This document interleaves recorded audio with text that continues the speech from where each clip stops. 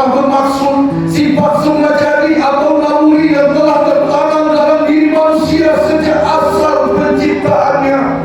Idul Fitri mengingatkan kita bahawa fitrah manusia pada hakikatnya mengenali dan bersaksi bahawa Allah Subhanahu wa Ta'ala adalah Tuhan yang Maha Pencipta.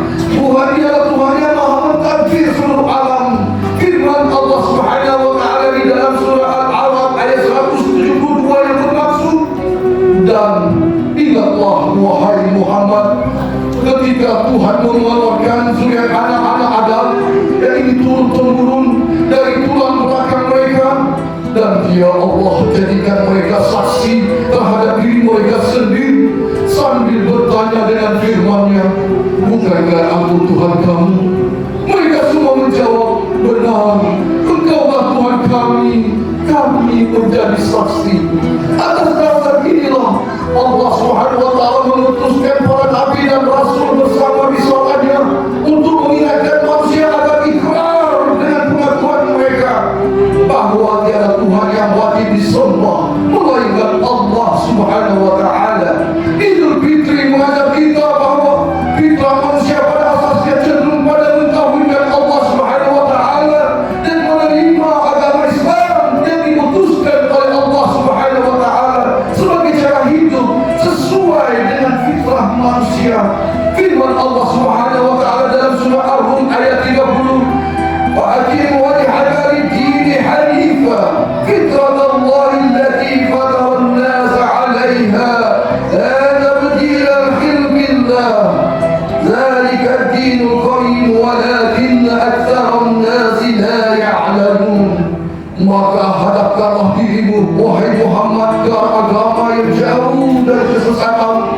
Turutlah terus dengan agama Allah, yaitu agama yang menciptakan manusia dengan keadaan bersedia dari semula jadinya untuk menerimanya. Tidaklah patut ada sebarang perubahan pada ciptaan Allah itu. Itulah agama yang betul lurus, tetapi kebanyakan manusia tidak mengetahui. Kita adalah paham bahawa agama Islam adalah satu-satunya agama yang benar di sisi Allah Subhanahu wa Ta'ala, dan tiada mana-mana agama pun yang menyamainya.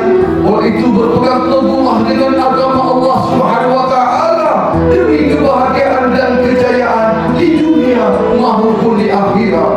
Allahu Akbar, Allahu Akbar, Allahu Akbar, walillahil hamd. Muslimin muslimat yang dirahmati Allah Subhanahu wa Ta'ala, Idul Fitri menyadarkan kita bahawa fitrah manusia adalah suci. Setiap manusia dilahirkan dalam keadaan fitrah, yaitu bersih dan suci daripada sebarang dosa dan noda. Akan tetapi persekitaran dan asuhanlah yang akan membentuk keadaan dan pribadi manusia itu sendiri.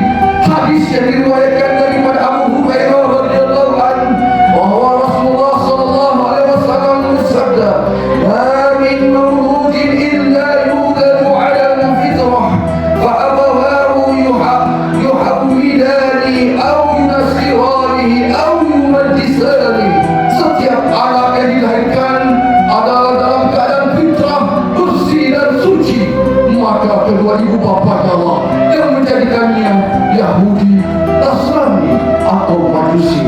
Riwayat Al-Bukhari dan Muslim. Oleh itu didiklah diri kita, pasangan dan anak-anak kita supaya sentiasa berada dalam landasan yang betul, sentiasa dalam keadaan menyembah Allah, sentiasa berada dalam keadaan menjaga agamanya. Didiklah anak-anak kita, didiklah ahli keluarga kita, agar anak-anak kita, diri kita, istri kita, seluruh ahli keluarga kita dapat menjaga sholatnya dengan baik. Inilah fitrah yang dituntut di dalam agama kita.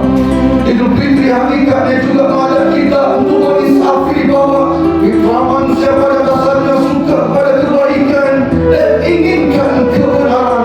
Manusia secara semula jadi mengenali baik dan buruk serta memiliki naluri untuk berbuat baik. Firman Allah Subhanahu wa Ta'ala dalam surah Asy-Syams ayat 7 dan 10,